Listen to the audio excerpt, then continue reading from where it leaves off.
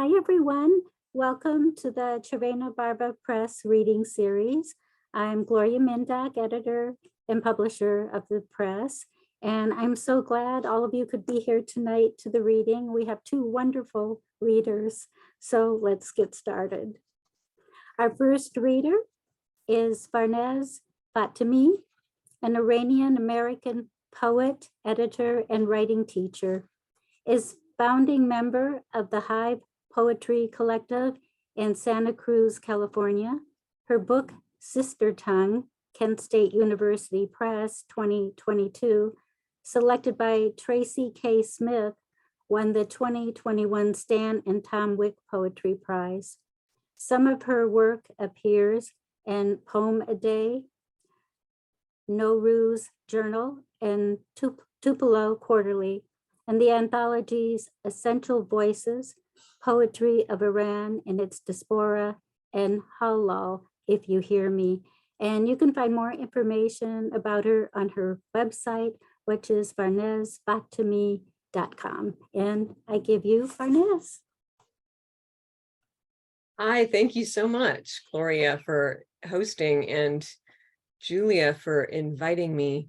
Julia and I met a year and a half ago in an online Zoom class, and it's lovely to connect again online. I'm going to read from Sister Tongue. This is the book. Zabon Khwahr is the Iranian name, and it came out just a couple months ago, so I'm going to just limit myself to the book. And let me just tell you a little bit about it, because it's useful to know as you listen. It's a book that has as its spine a very long prose poem, it's sort of like 25-page poem that is woven through the traditional poems that are in this book. And that longer piece is about me going to Iran over the course of years, about 15 years ago. And I lived there for a while. I tried to become a better speaker while I was there. I navigated family that I didn't know, and strangers who I didn't know, and family who really loved me and took me in. And so there's a sort of travelogue quality of that prose, but really the book itself is about being a twin, being a sister, being a woman in the world right now, and being Iranian at the same time. So when I read, I'm going to read a few pieces of the prose, and I'm just going to tell you that this is the prose when it comes to that, and I'll go back and forth. Untranslated. In the silence of my girlhood, spoons clattered in glasses of tea, the squeak of the front door closing. I was the child I'd never have. I listened for clues. I spoke without saying a thing. I made sounds to fill the spaces I could see around everyone. My teeth and eyes gleamed, face open, a flower. As if to say to these people, speak, say things I understand. Their untranslated words whoosh by, an autumn gust. Staticky din of English and Farsi with afternoon fruit and cookies, my lips mouthing along with them to pay attention as I wrote their stories in my head, rearranged the letters into meaning. I heard the squished sounds of a heartbeat in a stethoscope, pump and thrum. In the languages of women I could have been, I felt both lonely and contained. We were chadorless, light-skinned, all the women who disappeared into the silence inside me. I pull from the roar of the past. I make introductions, by which I mean I want the foreigner in me to meet the foreigner in me.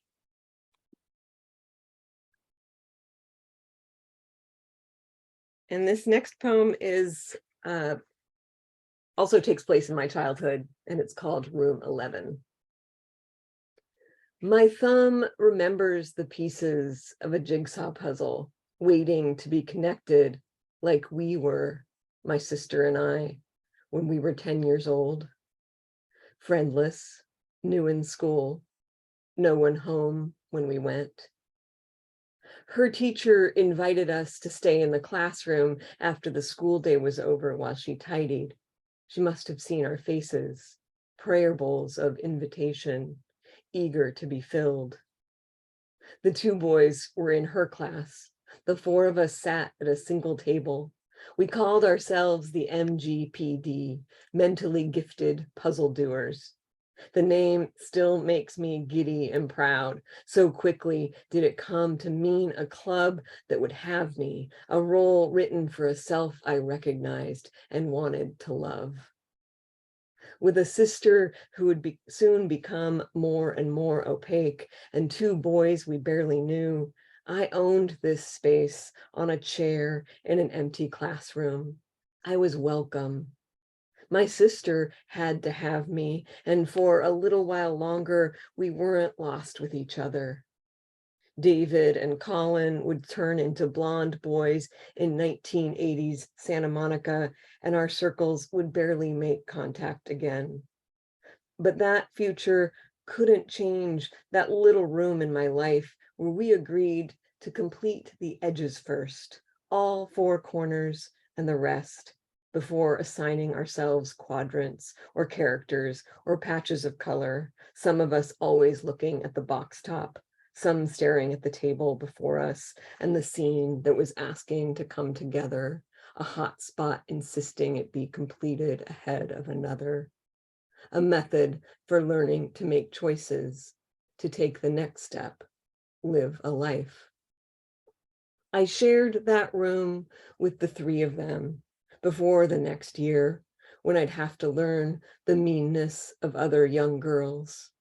I was learning how to keep going, but there's no way I would have known it. I laughed at Colin's jokes, let my gaze go soft to see what stood out in the light, scanned the pile of cardboard pieces near me, picked up what was next, the third and fourth clumps of pumpkin-colored flowers, a clubfoot looking for its latch. To puzzle, I develop a faith in this prayer. I learn what's next from the pieces, and then I seize them. And this next piece, short piece, is from the very beginning of Sister Tongue, the prose. On the plane to Iran, I inventory what I need: words, ways to speak them, moments when they matter. These are the things I have promised myself I'll remember. Eshq, how the word love sounds in my other language. I hear the word, the back of my mouth closing in unison with the speaker's heart quickens, ribs relax. With a different passport, my eyes move right to left on the page. My tongue tastes different, curls and loops, then drops back into my palate. Eshq, the sound of cooing, made-up words I could have said to other children when we were young. An intuition, back when we understood each other, no matter how the words were spelled. I meet a woman on the streets in Tehran who's come from New York for a few days. We share the halftones between English and Farsi. I recognize how she points and swears. She understands how I flip my hair. We've only just met. I know her. This is how it feels to sound out June, to say Eshkeman, to tell you I will kiss you when you're asleep.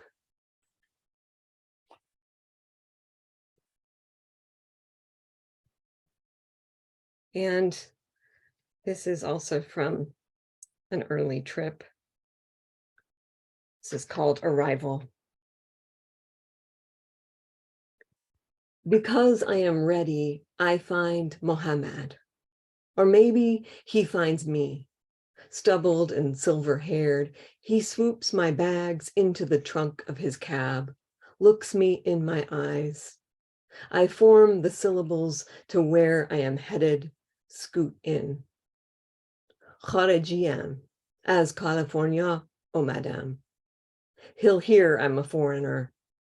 I watch my words lumber out, but he smiles into the rear view.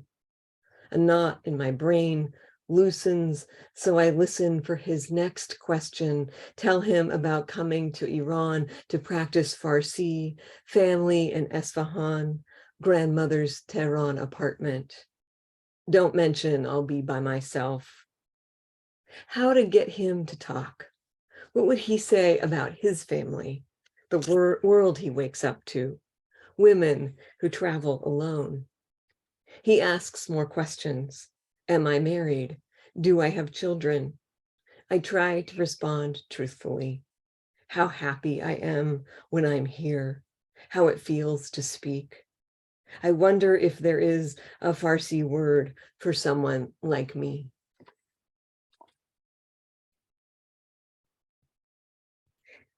And this is a poem called Tea. I have to find it. I went to the wrong page. And this is, there's a couple I'm going to read today where I'm really thinking about the women in Iran, the culture of being a woman in Iran, but also their strength. Tea. A widely cultivated shrub of the family Piaceae. A reception, snack, or meal at which tea is served. The drink made by steeping leaves of the tea plant in water heated over a flame. From the 1980s on, definitively not chai, the spiced, sweetened Indian drink with added milk. In Farsi, chai. Served in glasses to cup in your palm, though traditional glasses have metal holders for protection. Where daughters listen to what's important in a life, where women complain through the sugar cube they're holding in their teeth and smile when they notice they're crying, where what's really being drunk is attention. Space of not ritual. I learned that there aren't really rules for tea. I like the noisiest women best. I perform what I know of hierarchy, of who serves whom, and think I'll never have daughters who serve me tea. Relieved there's a place for me here, to serve the tea and behave, to look like I know what that means. Bitter amber drink to wash down sorrow and fear. Tannic tonic, homeroom, safe word. Whisper chai when they ask you what you want. It's never greedy. Synonym, respite, memory, name among women. Let's see, just do a quick time check here. I'll read one more. And this is, actually, I think I'll read two more here. I think I could do this. This is a last excerpt from the prose. When I speak my Farsi, I see gold flakes floating in the pan. I taste the pomegranate walnut in the sounds of Azizam when my great aunt looks at me from her tiny scarved head. And the mint dressing she makes is summoned by the words she uses to love me when I am young and nervous at a new school that is near the house where she lives. Nusha June. I tell the chef of the house how delicious her food is, and she says back, Nusha June, a blessing that goes deep, a giving back of more than just the meal. Nusha June, I say it now. Sometimes I just say it in my head because I know the person eating my food doesn't know what it means, but I mean it. It comes without me ever learning it literally. It comes from wanting to keep the gratitude in the open, not shy. I want to explain.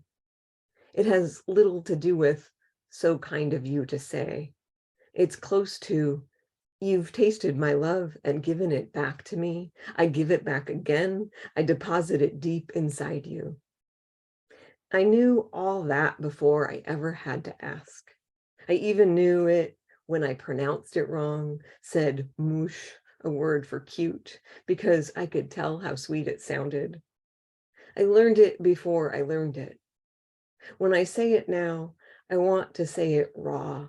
I don't want to stop myself, even though I often do. I am intimate. I want to sound like all my aunts who ever said it to me. Hear my love in your ears. Swallow it. And I'll close with this poem, which comes from something I actually saw. There's one word in the middle, leucistic or leucistic, depending on who you are. It means it's the lack of pigmentation in birds. The woman in the white chador stands on the flat roof of a house in Masuleh. Perhaps she left lunch behind on the stove to edge out onto the layer cake of terraced houses on the hillside, one row above the other, roofs turning into roads below. She is not an idea. Erect, draped, one arm crosses the bright white of her chest to hold the swath in place as she looks down. Leucistic bird, occurrence. The windows below her are wide open. The fog rolls up the hill below us, peers over our shoulders and into all the houses as if to move us inside. She could call us to prayer and I would. She was born where I wasn't. She is so white, she shines through the muck of others' disbelief. The day stays foggy. She is not an idea, and I didn't put her there. She's not there to jump. She's there to say she did not jump. Thank you so much for listening. Lovely. Thank you. Thank you so much. That was wonderful. And our next reader is Julia Lisella. Her books include Our Lively Kingdom, Always, and Terrain, both from WordTech Editions, and a chapbook, Song Hiroshima. Her poems appear in Ploughshares, Alaska Quarterly, Lily Poetry Review, Nimrod, Mom Egg Review, and many other journals. She has received writing residencies at MacDowell, Millay, and the Vermont Center for the Arts. She teaches at Regis College and co-curates the IAWA Literary Reading Series in Boston. And I give you Julia. Hi, I'm still recovering from Farnaz's beautiful, beautiful reading. I started taking notes, Farnaz, and I couldn't keep up with myself with the lines that just so, both lonely and contained, the foreigner in me to meet the foreigner in me. Anyway, I'm so happy to be reading in this series, and I want to thank Gloria, of course, for all the amazing work she does, not only in this series, but she runs like 20,000 other series and writes her own work and reads it, and it's pretty amazing. So thank you, Gloria, and thank you, Farnaz, for being willing to read with me. We met, as Farnaz said, in a workshop that Gabby Calvert-Caresi was running last year sometime during COVID on Zoom, and we've been kind of following each other's progress since, so it's been so nice. Cindy says Gloria rocks. Yes, she does. So I'm going to be reading from my new book, Our Lively Kingdom, And I tried to pick a section maybe that I haven't been reading from as much.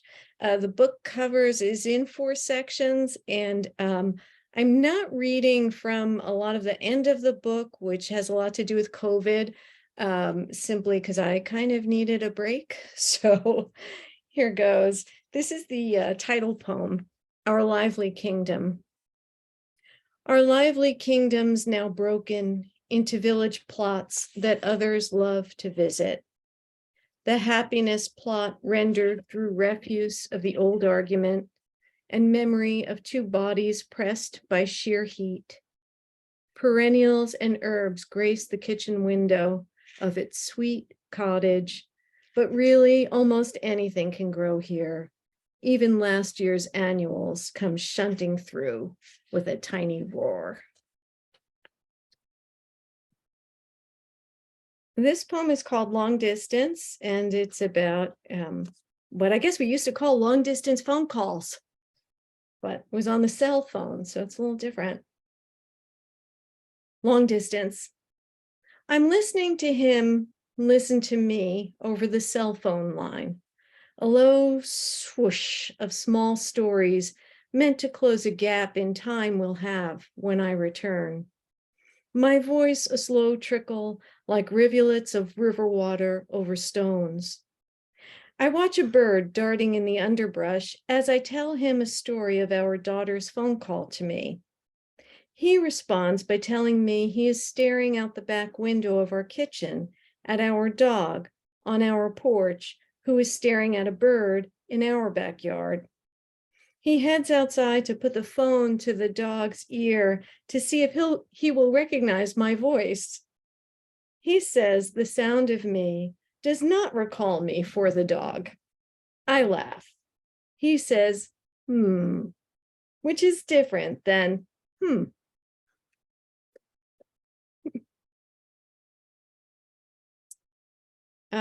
This is about one of those long car rides with my son when he didn't know how to drive yet, and I had to drive him everywhere. This is driving to a voice lesson.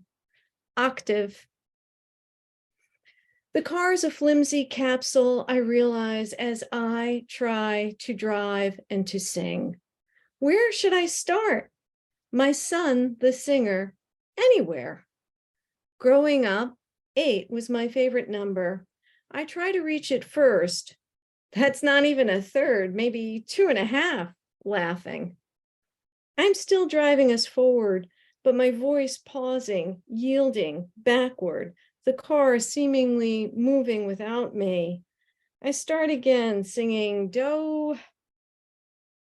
It makes me drive more slowly. Once, twice, and again, I hit the octave, do. I drag the high do out to be sure I've hit it, to convince myself. In time, the boy beside me, amused, amazed that what floats easily between his lips is hard work for this woman who bore him. My hands grip the wheel. What is the direction of the octave? A low and a high, but the same? A mystery to me, as all music is. Is there an octave in the poem? I break, remake, consume without effort. The car, our shared oxygen, our guide, now dangerous, it needs guiding. The road on its own cannot be laid out in octaves, and love, certainly, not like an octave at all. Or maybe the low, the high, the same. But driving is different as we push ahead. Pace and mastery at odds, my hands grip the wheel. I try again to hit the note, but can't complete it. I navigate through a bad pass from 93 to 95. Show my son the way the breakdown lane becomes a fine place to travel with permission.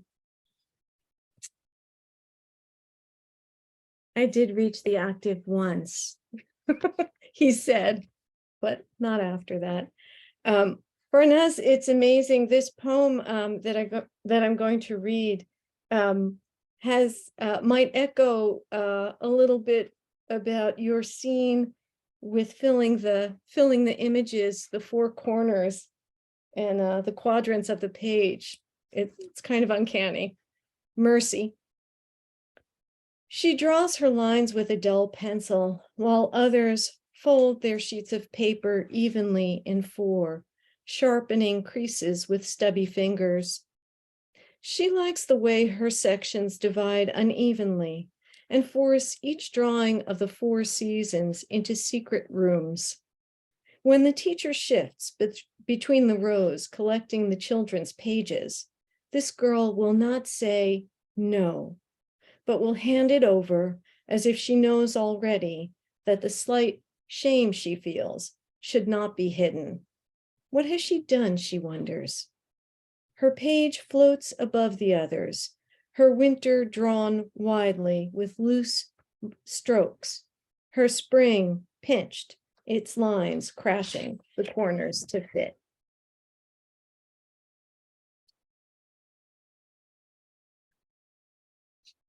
This one is about a theological discussion I had with my husband. No heaven. This is as close as we got. All day I hear my own words like the fancy words of a precocious kid, that kind of annoying. No heaven. This is it. We have to get it right. And then at night I think, yeah, right, we have to, but the day's gone badly. I yelled at my dear old mom, 94, and all her wits, as she said, she's all there, but wishes she wasn't. And I kept saying, no heaven. And there she was with her tiny face searching mine the way she used to see if I'd been to church or just said so. As though she knew that earlier that day in the parking lot of the Barnes and Nobles, the wind flapping in our faces, our son distracted and walking ahead of us through traffic. My husband and I had looked at each other after smashing car doors behind us and said it together. There is no heaven. Psych. This is it, baby. This is it.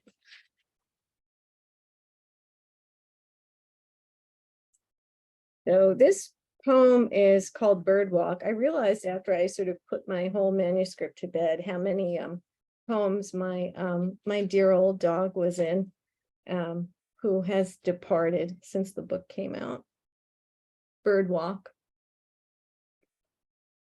On the wire woven through the trees, the bird, gray, larger than a swallow, lands. Seems frantic to hear a call returning her high caw. I stop beneath the tree, half thinking we are waiting together. But my dog grows impatient, tugs for the next sniff near the end of the block. He too feeding on breath and instinct, and I let him tug me along.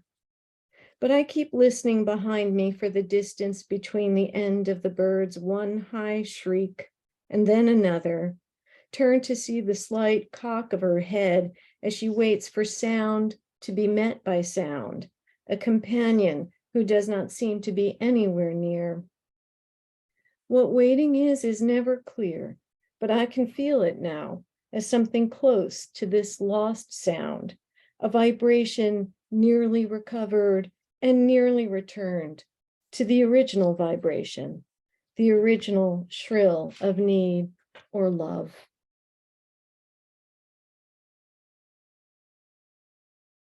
So I'm hopping into another section of the book. This is a poem I don't read that often, but I decided to read it tonight. And I think it's, for me, it kind of falls in the center of the book. It's called Before This, and it seems to be a poem about a single person, but I think there's a lot of talk in the last couple of years of before this and after this, and how the world feels different today than it did even 2 or 3 years ago, though this isn't directly about COVID, but before this. In one life, before I was a woman, I was a siren, my hair the song, the seducer, reaching to my shoulders, hanging before my eyes, covering my body and yours, nearly black and downy.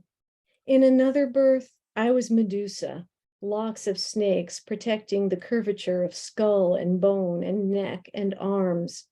I was curse and holy thing. You'd come before me, stony with love. Now this latest birth, a division of what I had by what I am. By day, I live in the corners, carefully watching, my power frozen. At night, I unfurl the memory of hair across the pillow, strong limbs covered by its shadow. I shape it carefully. I am tender towards it.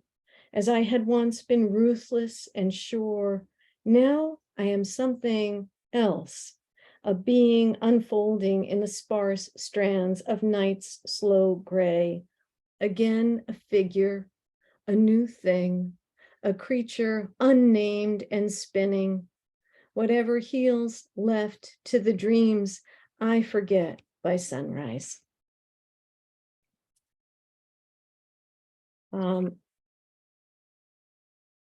This is looking at my time. I'm reading this because it's December, and December 7th is Emily Dickinson's birthday, and I just taught Emily Dickinson today, so I have to read this poem.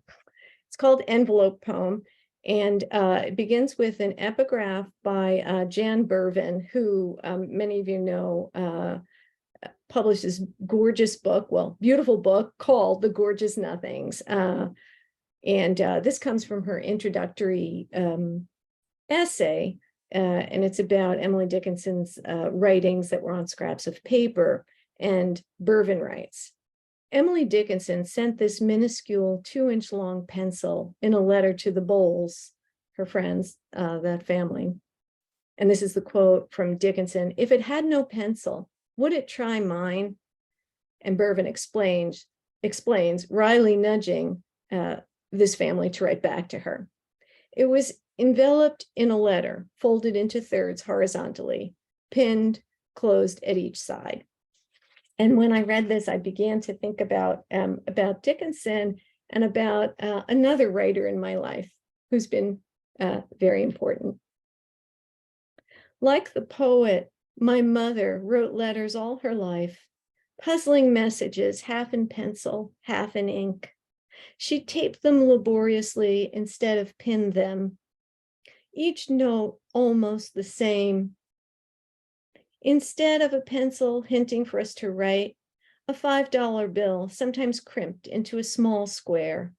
And when most mischievous, a single dollar, folded many times, and have a cup of coffee, see you, God willing, scratched inside a greeting card from a mission she'd given money to, or on a quarter of a blue-lined sheet of loose leaf. And wrapped and etched on that, another note, kisses and hugs marked in X's and O's. Each edge of card or sheet snugly taped, the envelope itself double sealed, especially the minuscule space between where the envelope's glue ends and no sealant lives. Now the notes are addressed to my kids, and like Emily's command to the Bowles to write back, take your mother out for coffee, buy something, God bless. Thank you.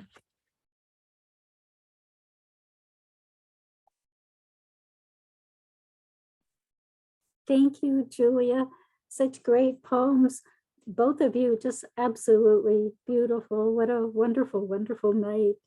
Can we give them another round of applause? I'm taking my mic off to applaud. There we go. This is better. I can see everybody.